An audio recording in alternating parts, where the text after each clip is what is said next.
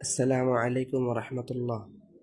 আজ এই ভিডিওর ভিতরে একটি কথা বলতে চাই। কথাটি হলো, ইদানিং কিছু কিছু পেজ থেকে, ফেসবুকের কিছু আওয়ামী লীগের কিছু পেজ থেকে একটি ভিডিও ছাড়া হচ্ছে। সে ভিডিওটি হলো আল্লামা মামুনুল হক সাহেবকে নিয়ে।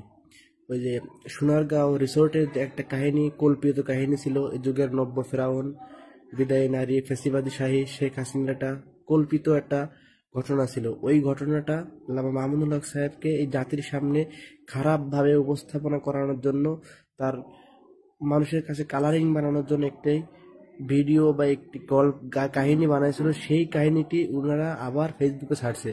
এখন তাদের তো জনসম্মুখে এসে কোনো কথা বলার সাহস নাই, শুধুমাত্র ফেসবুকে এসে তারা বড় বড় নেতা, ফেসবুকে এই সমস্ত ভিডিওগুলো ছেড়ে জনগণের মধ্যে তারা বিভ্রান্তি ছড়াচ্ছে।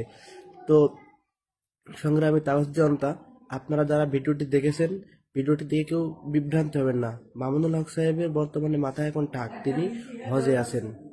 আর এই ভিডিওটা